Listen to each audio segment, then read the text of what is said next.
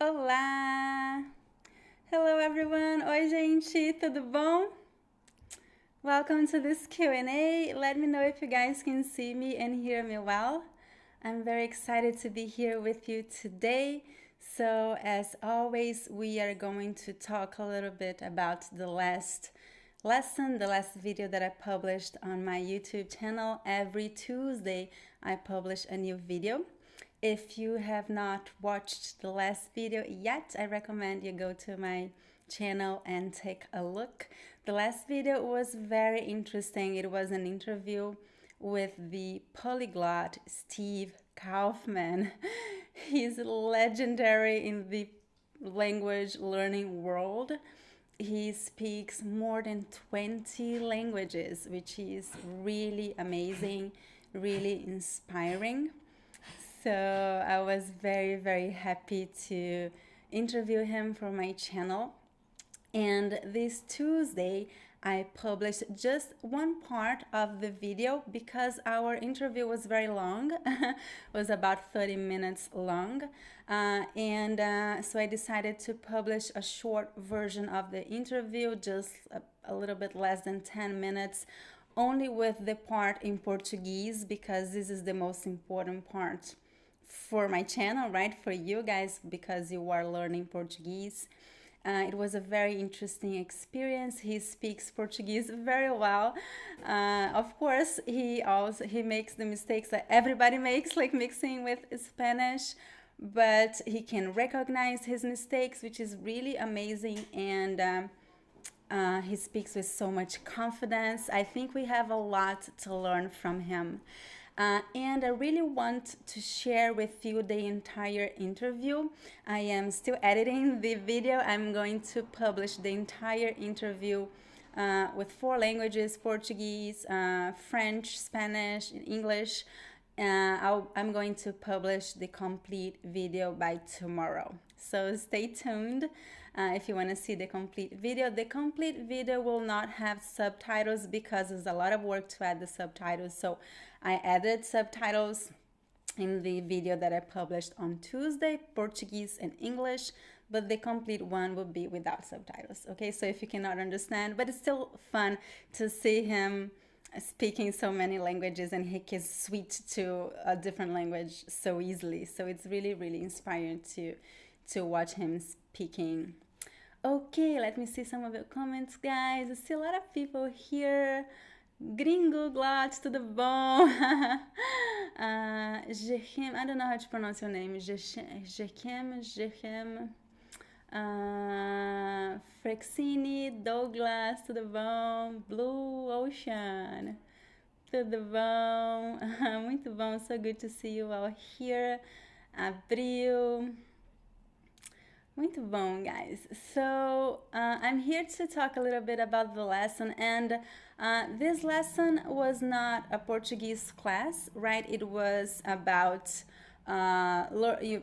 Steve's learning journey, his struggles, and motivation. So I'd like to talk about that with you guys, about the learning techniques that you use, your learning journey, and how do you find motivation to learn Portuguese or any other language that you are learning. I would like to hear from you and answer your questions. If you have questions about this topic, let me know. I also would love to know your opinion about the video. What do you think about the video? Did you enjoy watching Steve speaking Portuguese? Did you know him before that? Because it's pretty famous in the language learning world. I've been following him for years. So it was super fun to talk with him. Let me know in the comments what is your opinion about the video, if you knew him before watching him in this channel. A couple of announcements for you guys.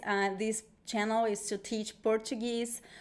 So sometimes people question, why are you speaking English? I speak English in the live Q&As because a lot of people in this channel, they cannot understand Portuguese yet. So I prefer to speak English when I'm teaching a live class on YouTube because I cannot add subtitles, okay? But all my recorded videos are in Portuguese, 100% in Portuguese with 2 subtitles. If you're looking for content in Portuguese, take a look on my channel. There are hundreds, not hundreds, but more than 100 videos in Portuguese, okay, with subtitles.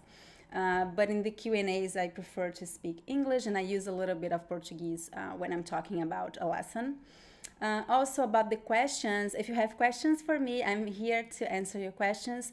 It is hard for me to read all your comments, so if you have a question and if I have not answered your question, if I don't see it, you can just copy and paste again, so you have a better chance, so I have a better chance of seeing your question. Tá bem?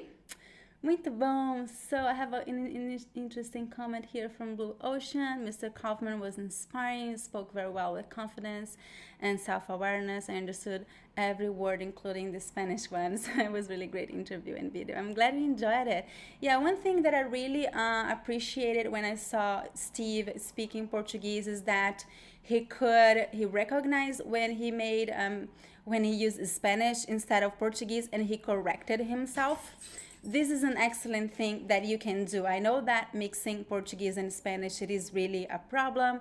Everyone has this problem. Me too. When I speak Spanish, sometimes I mix with Portuguese. It is completely normal, but it is very important to have that self-awareness. Pay attention to what you are saying, and then when you realize, oh, I'm using Spanish, this is not Portuguese, correct yourself. If you do that, you will help yourself to improve and to avoid making the same mistake again. So this is very important that you practice self-awareness, pay attention to the words that you are using so you can correct yourself, and that will help you improve your Portuguese. Okay, so this was very interesting in Steve's in his Portuguese. He was really paying attention, and he could recognize, oh no, this is Spanish, in Portuguese is this. So this is really interesting.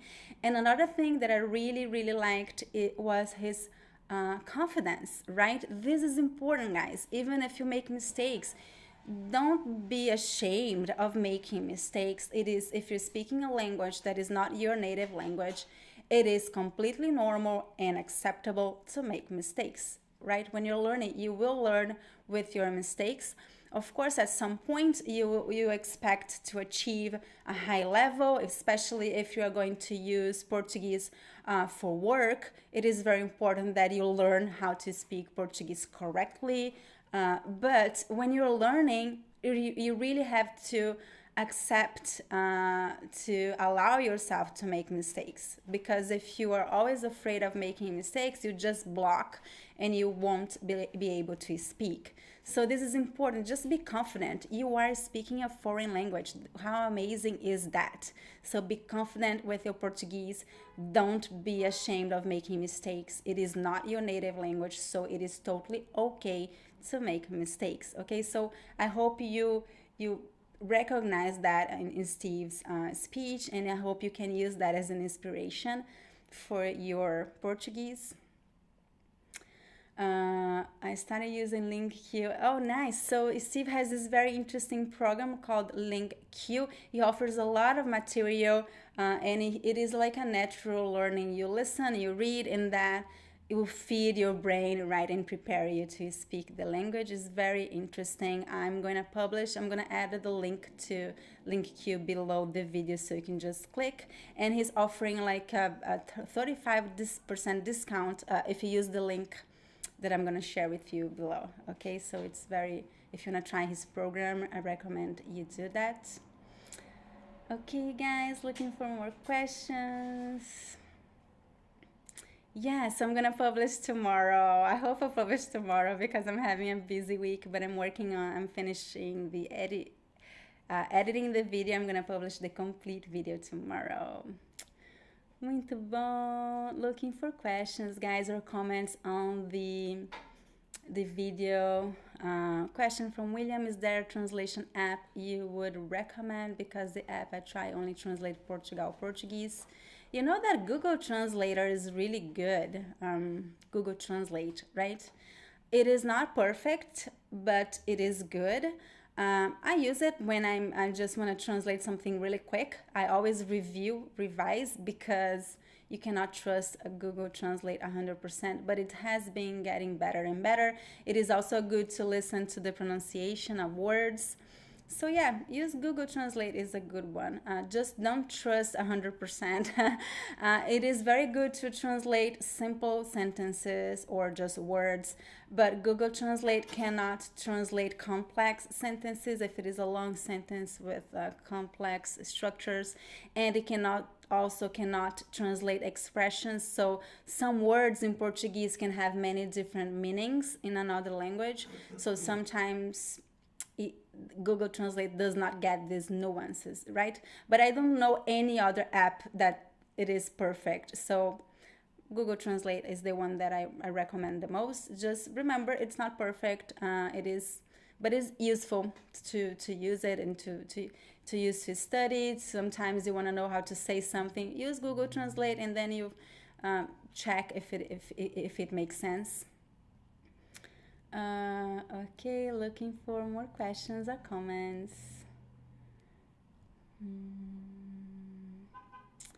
Muito bom. So Elias is talking about, so Steve mentions in his video in the interview that some words that we use in Portuguese that we don't use in Spanish.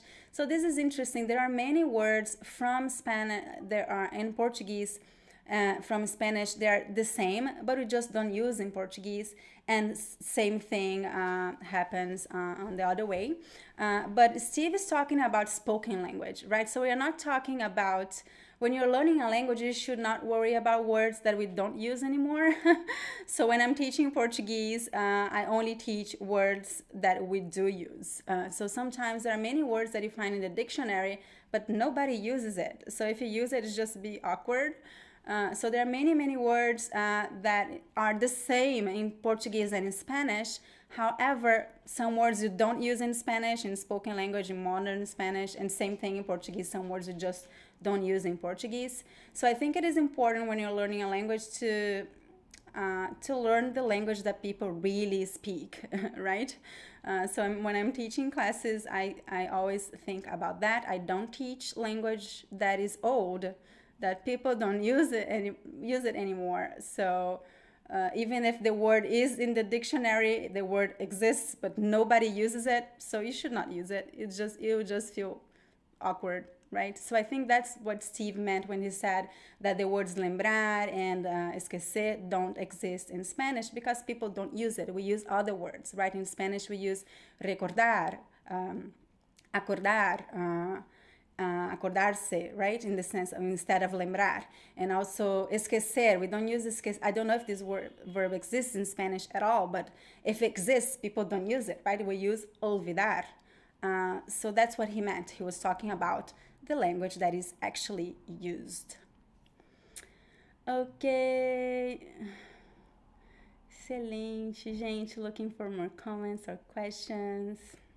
If you have a question that I have not answered yet, just copy and paste again. Qual é a sua sugestão para partir de dividir várias línguas parecidas no seu cérebro? Well, this is really a big challenge. You see that even Steve, that is an expert, he also has this struggle. I think that you should focus on one language at a time. So that's what I do. Because if you study, like, let's say Spanish and Portuguese at the same time, or Portuguese and Italian at the same time, your brain is probably going to mix these languages a lot because they are too similar. And so I recommend you focus on one language at a time so you can really have an immersion experience in the language. So listen to that language only, study that language only for a while. So your brain is really on that, thinking and having an immersion experience in that language. So one example is that when I speak Spanish, if I'm in the US and I'm just trying to communicate, it's hard for me. It takes me a few minutes, a while to, okay, now I can speak Spanish. It takes a while to switch. It is not, at least for me, it takes me a while because I don't speak Spanish every day. It's something that I speak like random once in a while.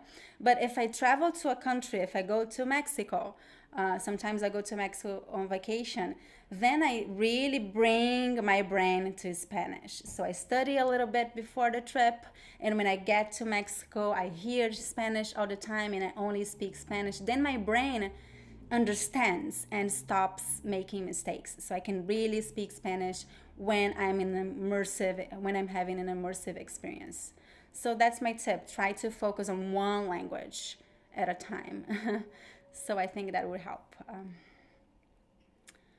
Okay, looking for more comments and questions. Uma coisa que realmente gostei é que ele mencionou o inconveniente de termos poder separar o espanhol. Yeah, so he talks a lot about this in the interview, right? The struggles of separating. But you know what? It's just as he said, if you're learning Portuguese or Spanish just for fun or to just communicate with your family or friends, you should not be too worried. You should not beat yourself up. You should just relax and have fun. Okay, don't be worried. Don't be stressed out because you are making mistakes. I only really recommend that you be more demanding with yourself. If you're learning the language for work, then you really should speak Portuguese correctly, right? If it is just for fun, you should have fun, right? So don't be too stressed about that. The communication is the most important thing. So if you can communicate, if you can understand and speak, and people can understand you, that's the most important thing about speaking, right? That's why languages exist, to communicate. So you should have that in mind when you're learning a language. Unless you really need to be very good at that language because you were looking for a job in another country, then it's a different situation, right? Then you really should focus on having a high level in that language. Muito bom, gente. Looking for more questions and comments. Oi, Sarah. Oh, that's nice. You're taking my beginner's class. I hope you're enjoying it. How soon will we know the language at a basic level? And I have another funny little question. You're ticklish, so... Oh, okay. So how long it will take to learn at a basic level? So it really depends on your dedication to the language. So my course, I created a beginner's course that is very, very complete, and I teach everything that you need to know, all the essential content that you need to know to learn to start speaking Portuguese. So all the beginner's content in 3 months. It is a very intensive course. I'm not saying that it will be fluent in 3 months. I don't believe that's possible, and I'm not saying that you'll be able to speak Portuguese about everything in 3 months, but in 3 months you can really learn all the beginner's content. If you really study every day, at least I would say 1 hour a day. So my course is very intensive. My students, to really complete the entire course, they need at least 5 hours a week of study, at least 4 hours to study the material in addition to 1 live class a week. So if you do that for 3 months, I believe that you could cover all the beginner content, and you will be able to start having simple conversations in Portuguese. Nothing complex, but simple. You'll be able to understand basic Portuguese and to talk about basic things, okay? But then you need you have still a long path ahead of you after that, right? You need to practice to really become fluent in Portuguese. It will take years, okay? But you can learn all the essential content, the basic content, in 3 to 6 months. Are there payment plans for your course? Yes, I do offer payment plans for my beginner's course and the pre-intermediate course. Okay, when the enrollment is closed now, I only open enrollments every 3 months. So next classes start in May, and enrollment will be open in April, at the end of April. And when you sign up, you see the option, the payment plan option at the end of the page. So yes, that is available. Quantas línguas deve conhecer? I mean, you're asking how many languages a polyglot speaks. I have no idea. That has changed with time, right? When I was younger, I always thought that someone who spoke 3 languages could be called a polyglot. But today, there are all these amazing polyglots that speak 10, 20 languages. So I don't know, how many languages should we speak to be considered a polyglot? What is your opinion on that? I have no idea. I don't know if there is a rule about that. I don't call myself a polyglot. I speak 4 languages, but I don't know. I just don't call myself a polyglot because it is really hard for me to switch to another language. I really need time to, switch and think about the new language. I don't feel comfortable like switching to another language so easily. So maybe that's one thing that would apply to be called a polyglot, someone that can easily switch to another language, maybe. What do you guys think? Let me know. Obrigada, Vitor. Você é muito querido. Looking for more questions, guys. Oh yeah, so this is a good tip. Kuprintis Ferguson.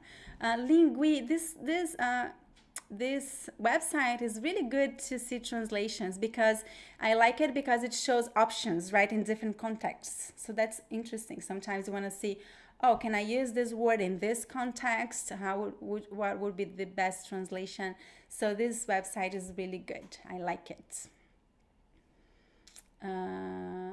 Yes, enfermo. We don't use the word enfermo in Portuguese. No, maybe it is in the dictionary, I don't know. But enfermo in Portuguese is doente. Doente. We never use the word enfermo. Enfermo is Spanish for me. Muito bom. Looking for more questions, guys.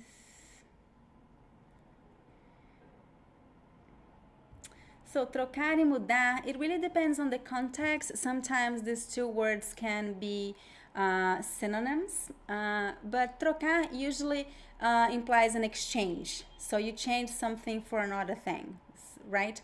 And mudar, it does not always imply some exchange. Mudar means moving. So mudar is usually used to imply movement from one place to another. And trocar is usually switching, exchanging something. But sometimes these 2 words I used are synonyms.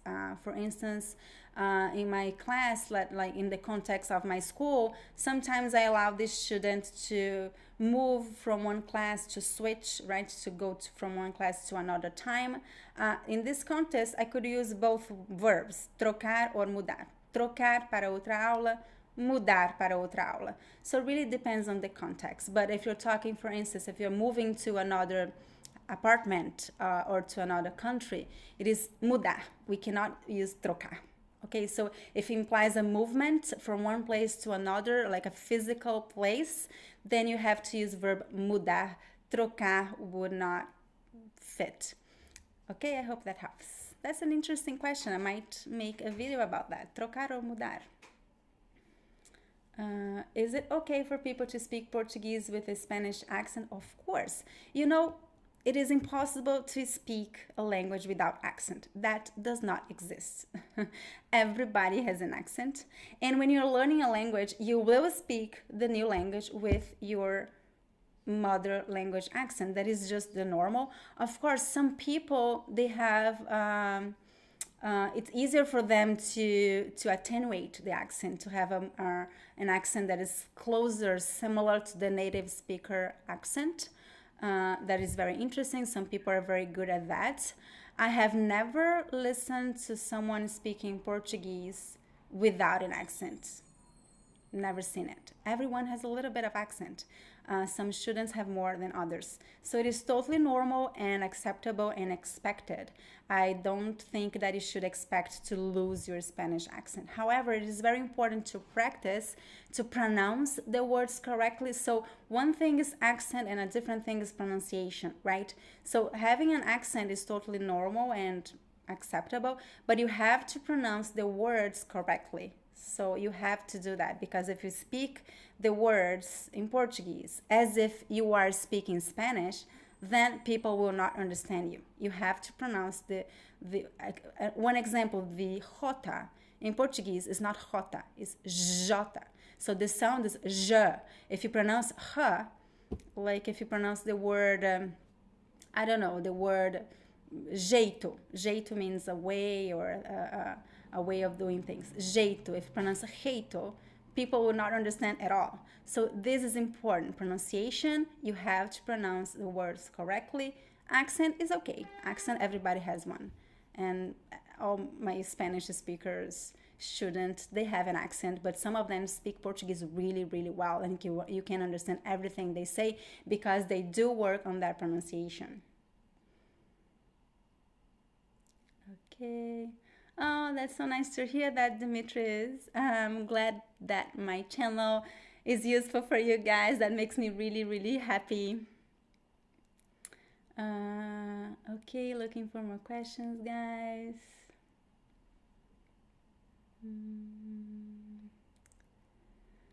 So let me know, guys, what motivates you to learn a language. So that's another thing that Steve mentions in the video, the importance of having a motivations, right? You have to find something that motivates you, that makes you really learn want to learn the language, or make you feel that you have to learn the language. So for me, one thing that really motivates me is when I'm planning a trip, because I really, really love traveling. And when I'm planning a trip to a place, I want to speak the language of that place. So that motivates me so much. And then, so I'm planning a trip to Mexico. I'm going to study Spanish. I'm going to hear to podcasts in Spanish.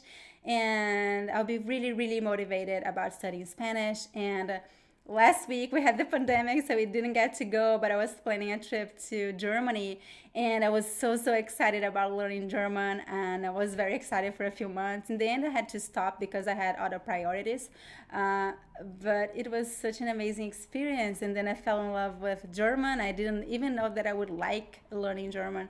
So you really need to find something that motivates you. And another thing that motivates me is having friends. So I have this German friends, and I really want to learn the language, so I can speak with them, so I can at least understand when they are talking, speaking with each other.